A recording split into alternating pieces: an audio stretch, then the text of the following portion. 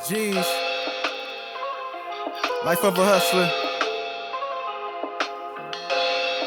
Yo, every day I'm on the hustle like that's all I know. A 9 to 5 out the streets long as I'm touching dough. Ain't in a robbing full of pride, I'd rather get my own. That's how I've been since back I at was it a youngin' again, and now man. I'm grown. You better tell them all I will. We back today and we're going to talk about some creativity. We're going to talk about some production because right now in the studio we have a very, very, very good producer with us today, my brother Untel. What's good with you, brother? Thank you, For man. sure, man. And just to give you a little background, I met Untel probably, well, y'all know I'm alcoholic, so if it was 14 years prior. Go back. Yeah. It's all the way back to like the 2000s. So him and Maul, who y'all hear me talk about often, the man with the plan, they've been producing, creating music in the studio, went from let's say a mic and a beat machine to a full-blown studio where you can send your people for a small fee to get recorded right here with me. Word. So until we gonna talk about, shit, man, a little bit of everything, man, from life, how do the production of music work in his life, how important it is, what he does not like, what he likes, what inspires him, and all that good stuff, man. So with that being said, tell us, how did Untel get bit by the bug? Oh man, Easy E. Take it back to Easy E. Word. Okay. Man, I was 14 years old, maybe no younger, 13, and I would just be learning all his raps, man, thinking that's the way to live life. Word. Like, hey, this is a stick-up. Yeah. Everybody get faced. Hey, I thought that was life. Word. I thought that was life. Yeah, man. I would just learn them lyrics and just rap for my boys in the area right there in my neighborhood, and they was loving it, man. They just every little party. Yeah. Hey, yo, spit some raps. And That's then, right. And then I got the itch to write my own shit. Okay. That's how I go. Man, if you heard my original shit, I thought I was Easy E, man. Right. Understood. I thought I was a little inspired by one of the I greats. won't go too much into that, but I'll just say I was posing to be something I'm not. Okay. To begin with, then I found my lane, little by little, and just one thing, trickled to the next, and here we are, man. But I would definitely say, man, my dad. Okay, not to get too deep. Nah, go ahead. See, man, I can swim. I can scuba dive with the best of them, baby. Let's go. So I was kind of left with a single mom trying to raise me. Okay. I'll use them. Y'all peep that, right? Single mom trying to raise him. Let's go. We get deep. I was 9 years old, and little skinny kid in school, just timid, trying to find my what do you call it? My mojo. Right. I don't know what you want to call it, but it was rap music, man. It was rap music that just really captured me, and I would say it basically raised me to a certain extent. Yes, sir. Certain extent. Oh, So yeah. that's where Easy E come into Word. play, because I just gravitated to that. Yeah. Just the art. That's what I got lost in. Yo MTV Raps, BT, Rap City. I was a little rap nerd. Yes, sir. And Running home after school just to catch Rap City. that's absolutely. Come on, man. Absolutely. Go ahead. So yeah, man. It's gonna be good. Check us out. It's gonna be good. God Man, damn. Go ahead. Little dude, right? 9 years old. Well, now let's go fast forward a little bit Okay. to where I'm in high school, and I think I'm a little badass because Easy E and NWA, and I'm kind of like gave me some confidence. You know what I'm saying? Yes, like, sir. What? So Yes, sir. I'm at that stage in my life, and writing my lyrics. I'm like, how can I make this shit like heard so that other people can enjoy it? So my little sisters had this little tape recorder and a little keyboard, and no lie, I just grabbed a little keyboard, just started playing the keys, and I recorded on a tape with the little recorder, and from there, man, that's all history, man. That's like I still got them tapes. Yes, sir. I still got them tapes. If the house burning down, get them tapes. Hey, I'm taking them. No doubt. That's the first thing I packed. Yeah. First thing I packed. Yeah. Yeah. Wow, man. And we gonna let it flow, and we could go as deep as we need to get to, man. But when you talk about coming up and how heavy the influence was. I completely relate. Yeah. I'm going to share a fun fact with you. This is why I do not buy that is just entertainment. For all of y'all that don't know, the definition of entertainment is to hold in mind. You hear me? So here it is, this new hip hop. We 9, 14, moving through trying to find ourselves. Pop, now my pops was with me, but he wasn't there. You did? Yeah, okay. All bills was paid. I'm living. Yeah. Man sitting behind the camera helped raise me. You dig what I'm saying? So when Cube dropped Death Certificate, which we all was waiting on, one of the fastest selling hip hop records in history, right? When that man cut his hair, that was the first time I shaved my head bald.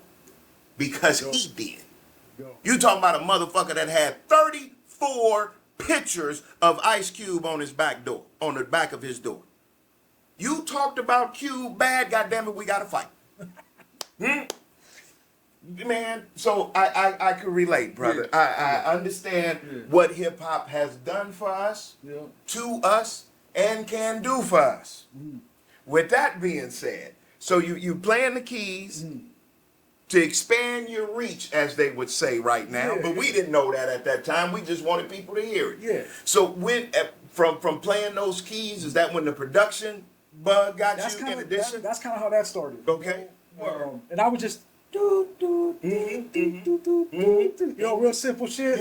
Yeah. And then it just, you know, from there, I was like, okay, I'm interested in checking what this keyboard can do. And that interest grew.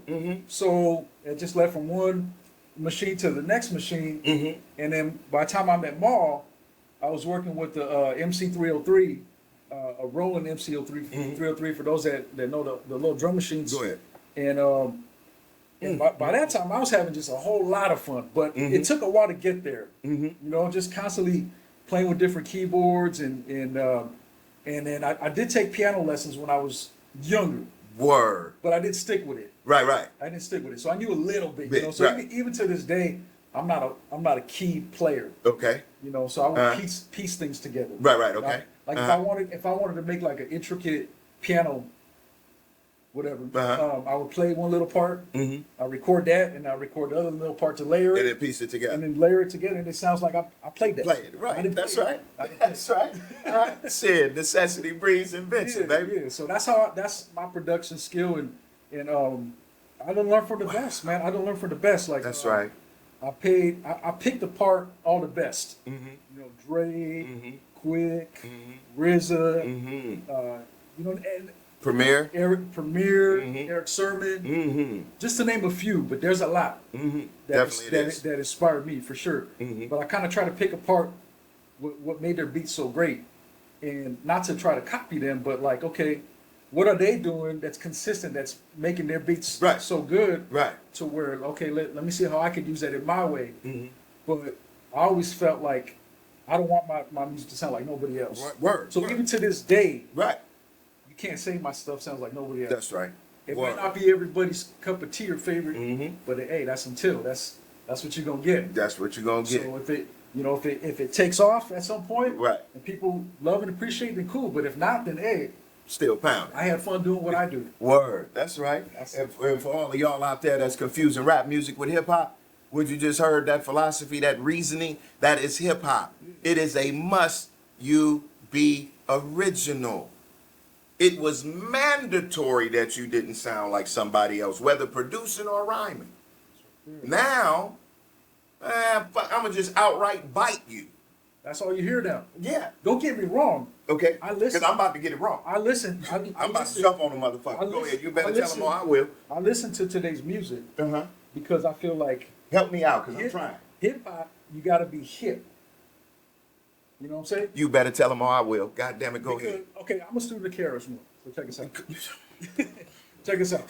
So, hip-hop, you got to be hip, and then the hop is the movement. Okay. You know, so you take the knowledge of what you know, and then you move with it. That's what I learned. So not that I think that today's music is the greatest, but you got to know it to be able to move. You know, so Okay. my music is from the 90s. Yeah. You know, Yeah. that's my bread and butter. That's what I love. I'm with you. You know, we could go from days to decades, brother. That's probably what we're probably gonna get a decade in right here. Yeah. But you got to be hip, and the hop is the movement. Yeah. Love it. I'm gonna burn the rubber off of it. Yeah. I'm gonna give you credit about the first 3 times I say it, and then after that, it's gonna be my shit. You know what I'm saying? But, you know, that 90s. I put it to you like this. My man, Mr. Grimm, once said this to me. If you did not grow up in the 80s listening to hip hop, you seriously missed something. You missed it. And right now, having a 21-year-old and a 29-year-old and my little daughter, 12 years old, all 8 apart, but they all live with me, all got the same last name. Ho! But anyway, that's another subject for another day. Yeah. And then that's by the grace of God. Let's be clear on that. But anyway, I'm working to listen because I know I'm rigid because hip hop means so much to me, man. Yeah, yeah. I'm gonna tell you something. Remember earlier before we turned the camera on, we was talking about some of my step work. Yeah. Okay? Yeah. The Cheerio B rapping for Cheerios went on that list. Cause that shit irritates me. I don't like kids rapping in the Target commercial. Yeah. Yeah. I really don't. And I know that's my own shit. Yeah. But I know what KRS-One done for me. Yeah, no doubt. That's the KRS-One track number 9 on the Boogie Down Productions by all means necessary. Mm-hmm. By any means necessary, excuse me. No, it's by all means necessary. Because Malcolm said by any means necessary. So the album is by all means necessary, little detail. But anyway, on that album, the song Vocabulary. Mm-hmm. Right? Mm-hmm. Scary, isn't it? Especially when you witness it kill, meaning to deprive a life, fiance, future wife. Oh, yeah. That's when I learned the power of words. Mm-hmm. So that's when I started to look up words. Case in point, Venice Beach, Sunday. If you're not from Southern California, Los Angeles area, you're probably not going to know about this. But we roll up, Showline, Crip Gang, the trip the weekend before. So not security, cops, they mounted now on horses. So we roll up. Me and my man Kennel. This is when the Beaties came out. Yeah. So this is like 92, 93, the Chronic album that took over the world, right? Vocabulary. So Ken is accused of littering. So this fucking Mountie cop comes. Hey, right? Now we some little suburban kids, we got to drive to the action. And the cop says something. And he says, you come up here belligerent. This motherfucker didn't know I just learned the word of it. So I said, we are not belligerent. We are not engaged in warfare. That motherfucker snapped back in that saddle like, you know this? Then the homie Dom said, I just want you to know my uncle is, gave the name. And that was somebody. Come to find out, his uncle trained this cop. And I said, wow, look at that. That word and the definition changed everything. You with me? So hip hop did that for me. Yeah, yeah. You see? So now when I'm speaking or someone is talking to me, I know what they're saying. I could process it. I know that vocabulary. That's a whole nother subject, vocabulary. But what hip hop has done for me, I don't play with it, but I know that I need to loosen up so I could give you young people a chance. Because I'm the old bitter dude when it comes to that. Yeah. How do you get your mind, or maybe while I'm sitting there talking to you, maybe it's the producer in you that allows you to, you know. Life of a hustler. You know. Well, okay, so check it out. Yo. Every day I'm on the hustle like that's all I know. A 9 to 5 out the streets long as I'm touching dough. Ain't in a robbing full of pride, I'd rather get my own. That's how I've been since I was a youngin' and now